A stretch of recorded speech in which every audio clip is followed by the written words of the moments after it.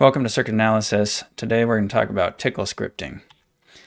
This video is going to cover what Tickle is, the documentation, some of the basic syntax, journaling, which is where you have the program show you the Tickle scripting for the GUI menus you're pressing, how to execute commands immediately in the command window, and some basic examples of changing parts on the schematic.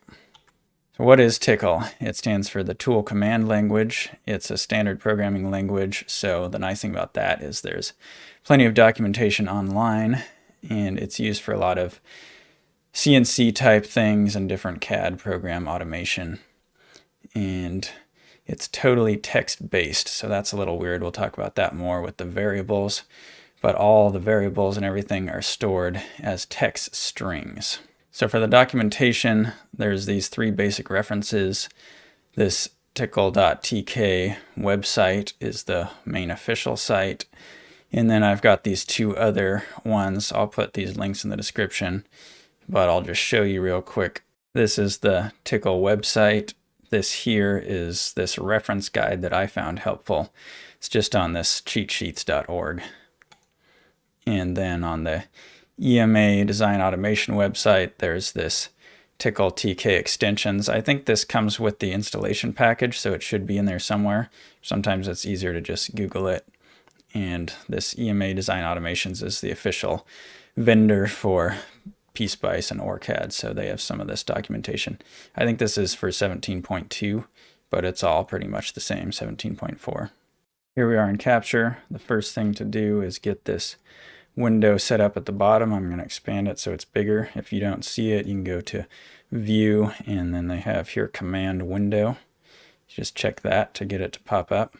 And it's also these tabs on the bottom here, so you got to make sure you're on the command window. And the first thing it does is it just loads all of these Tickle scripts from sort of a startup library. We'll talk more about that in future videos.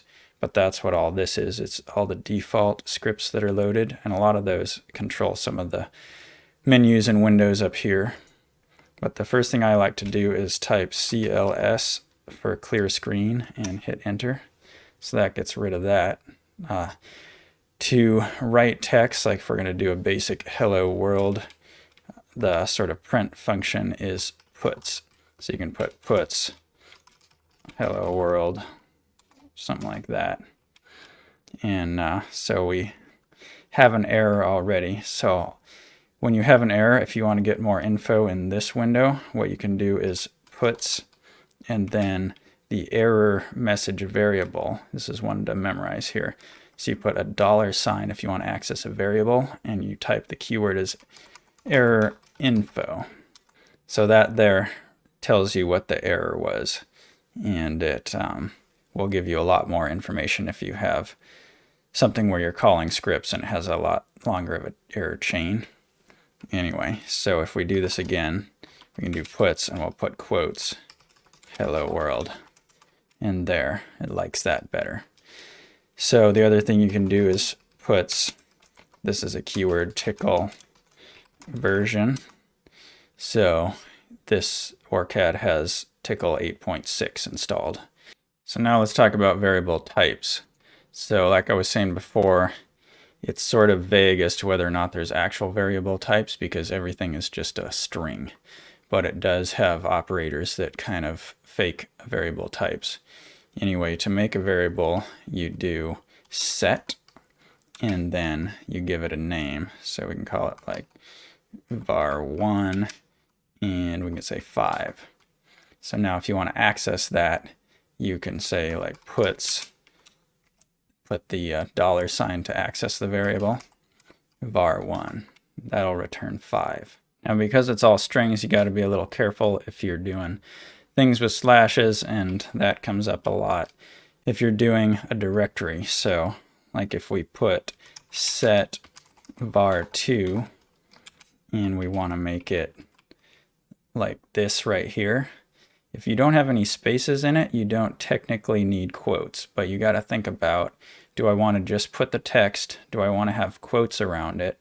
And do I want to use the brackets instead of quotes? So if we do this, then see what it did. If you do puts var2, it used these backslashes as escape characters, kind of, so they've disappeared. So if we do set var2, we'll do 3, the same thing here, but we put double quotes around it, you can see that did the exact same thing. But if we do set var4 and we put these brackets around it, now it's kept these slashes in there. So the moral is, if you're doing anything where you're using a directory, you want to just throw the brackets around it, and that tells it do exactly what the text is inside of the brackets. So the thing with either using just the string by itself, that only works if there's no spaces in it. If you use quotes so that you can have spaces in the stuff, but you can also just throw variables in either the no quote version or the quote version. So we could put something here like var5, set var5, and we could do this var4 and more stuff here. And you can see it just kind of automatically concatenates the strings together if you throw variables in with them. Now there are lots of different types of fake variables in Tickle, but I think my favorite one is probably the list. So if we were going to do set new, we can just give it a name here, and you use the square brackets to sort of do a expression or sort of a sub calculation. So here we can put list, and we can say 5, 6, 7, 8, something like that. Do the close brackets, and now we have this list 5, 6, 7, and 8. So from that, if you want to get part of that list, you use these different list commands. So like we would say puts, and then you do the brackets again, because if you want to calculate something, you put L index, and then like number 2 if you want to get the second index of that. But first you got to give it the list name, so new list. So we're getting the second index of the new list there, and it starts at 0. So see, this is 0, 1, 2, so it returns 7. And you can also just make lists with brackets. So I could put set list 2 like this for, or let's see, 5, 6, 7, 8, just with brackets and spaces. And that does the exact same thing. So that's kind of what I was saying. The way it actually stores the list is just by putting these brackets around it and separating all of the elements by spaces. So you can actually operate on a list using just any kind of text parsing commands as well. So there's other commands you can look up in the documentation, but I'll just do one more for kicks so you get the idea. So like you can put here L length and then list 2 in these brackets, and oops, I spelled that wrong. So there you go. It has a length of 4 items. So you're probably getting the idea now. You use these brackets for expressions. So we set this calc variable. We could do expr for an expression, and we can do like 5 times 6. And if you do that, it'll do math and stuff. You can put variables and whatever you want in these expressions, and you can also, put another group of brackets around this expression so you can have multiple layers.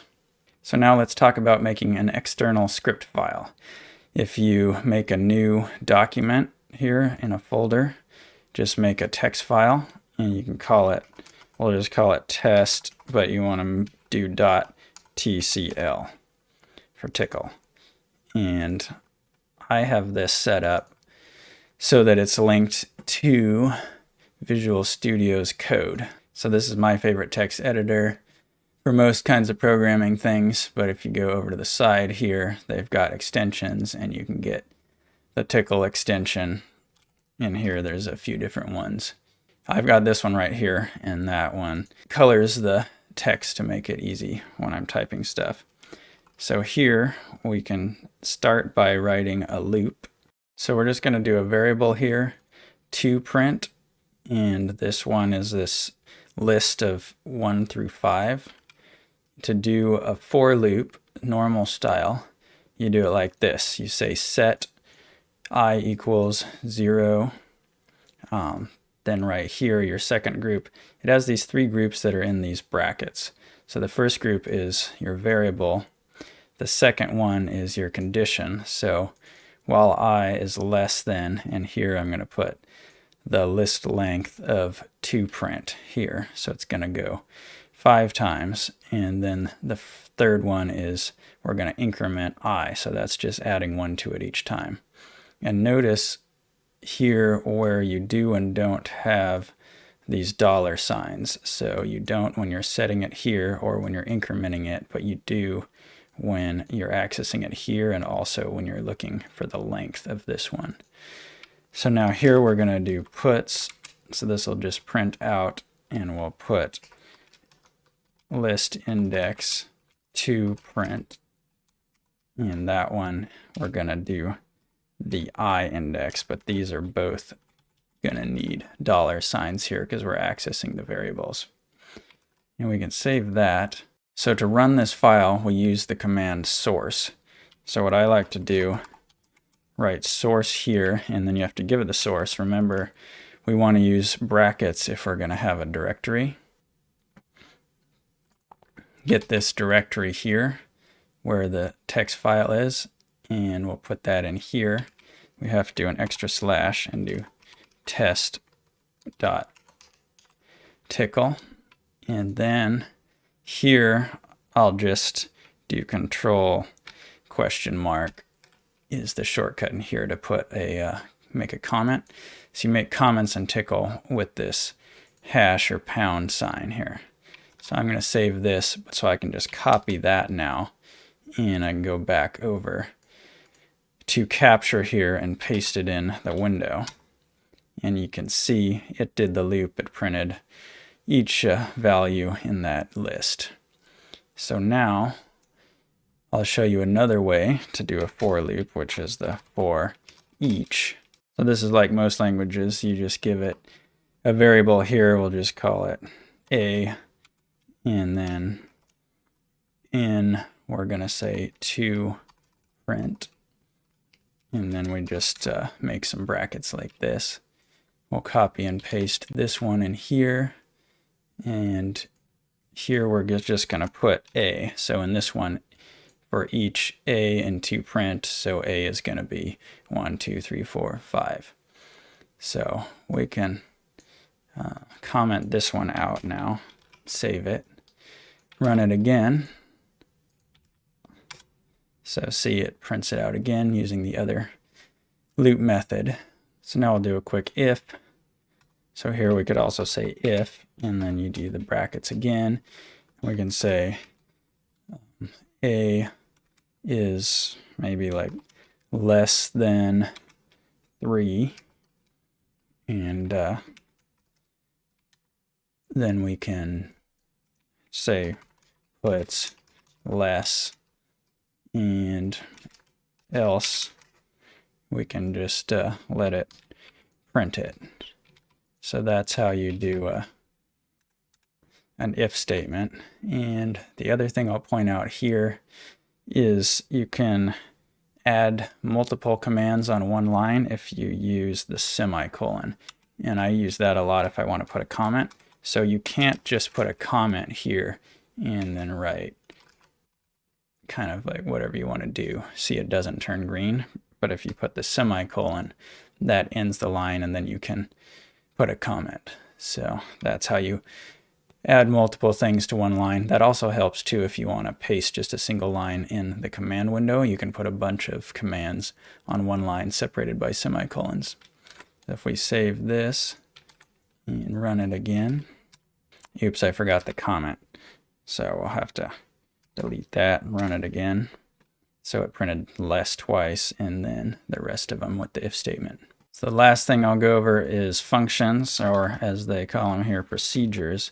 So you put proc for procedure, and then we could just say print stuff. We'll just call our procedure print stuff, and then to pass variables, you just have these brackets here, and you can put like here's your text to print, and then you do the brackets here for the function, and then you can put like puts txt. So this is going to pass the variable in here and through here. So this is redundant and not really doing a whole lot, but it's just to show you. And then over here, instead of writing puts, we can just put print stuff and then this variable right here. So if we copy this, saved it, run it again. So it gave an error. I think I need to define this at the top, because when it got here, it didn't have that loaded yet. So let's try that again. So there we go. Now it's printed it out again. So you gotta think about how these guys work here. It's kind of reading from top to bottom. So you have to put all of your functions up at the top before you're calling them. The other thing you can do is you can copy a whole function here, and you can just paste it in. Now it's loaded in here, and you can just call it directly from this window. So now we're going to clear this, and I'll show you how to activate journaling real quick. So what you can do is you type this in. Whoops. Copy and paste didn't work. So set option bool journaling true is the first one. And then the second one is, let's see, set option bool display commands true. So if you set both of those to true, now I can go up here and do something like, let's create the net list. So you see it wrote here, menu, PSPICE create net list. So now that's a way to figure out some of the commands in here. And there's a lot of commands that you can get, by figuring out this format. So menu, PSPICE, create netlist, you can basically do that to automate clicking on anything directly. This is really the only one that I use, is this menu, create netlist, because what you can do is update parts in here, and then you can update the netlist. Didn't like that, but anyway, you can sort of automate changing the parts, updating the netlist, and then running the simulation. So the journaling gets kind of annoying, so I'm going to turn it off here and just set both those to false. So here, see, I sent them both with the semicolon in the middle. And the next thing is to change parts automatically. So let's look for something simple. Here is a resistor, R8 is 10K. So if we want to update that, we do find parts, and then we'll deselect this here. R8, enter. Wrong number of arguments. Find parts, R8, and then we have to write true. So there we go. See, that automatically moved to the mouse up here and selected this part. So now we're going to do set property value to 100K. So see, that changed the value to 100K. And if you look, this is basically, you find the part to select it, and then you set the property. And those are all the properties in here inside the part if you double click on it. So you can change any of these, but of course the most important properties are the values, or any properties that you have tied in with this PSPICE template if you're talking about simulating things. So a trick I like to use is to pair this kind of stuff with a spreadsheet. And what I do is get a few parts I want to change here. So let's see, like R8, or what do you have, 4, 5, 8, and 9. So if we go in here, I can do ref and prop and value, And so we can do something here like R4, R5, R8, and R9. And for the prop, the property we're going to change on all of them is value. And then the value, we could just do, I don't know, 1K, 2K, 3K, 4K. And then over here, I'll put like tickle formula. And so you can write in here an equation in Excel to do that tickle script. So you would do equals, quotes here. And let's see, I'm getting this kind of behind my head here. Okay, hopefully you can see that a little better. So we're going to do equals, quotes, and then we do find parts. Put a space in here before we do the quotes, and we'll do a plus, and actually I think it might be an and sign to concatenate. We want R4. Let's check that out. Yeah, it doesn't like that, so we do and concatenate text. Okay, R4.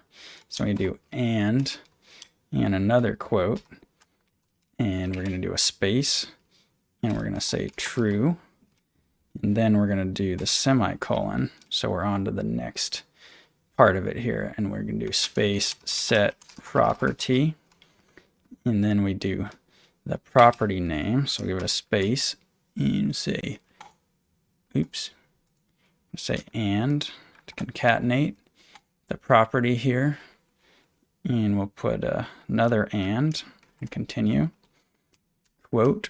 So we just need a space here, another and sign, and the value.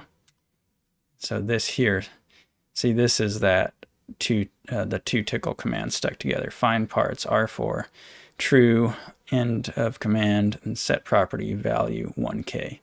So now you can just drag this down. You get these 4 tickle commands. You can select these cells here, Control C. So now this is copied. And you go down here into this command window. You can do Control V. And if you watch up here, when I hit enter, it goes around and it sets all those parts. So that's a real neat way that I use to keep track of different part cases.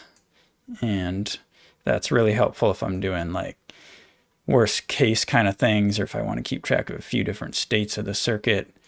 I don't want to, like, another option is to save multiple copies of the circuit with parts in different configurations, but that gets confusing when you start having all these different schematics saved in different files. This way you can have here, you know, different pages, or you can do different columns with all of your parts for a certain configuration and easily switch back and forth between them. So that's it for today's tutorial, and here's a few things I was thinking that I could go over. In future videos, we can look at running simulations with tickle scripts, saving and loading text files to sort of automate different scenarios of changing parts values and that kind of thing. Editing the net list, so we can load the net list into tickle and manipulate it directly, change parts and change settings. And then also we can go into making custom plugins, where you can have your script automatically loaded when OrCAD Capture starts, and you can do custom menus, so you can have buttons to click on to quickly run scripts to do different things. So let me know if that sounds interesting, if you've got any other topics regarding scripting that you'd like me to look into. Once again, thanks for watching, and I'll see you next time.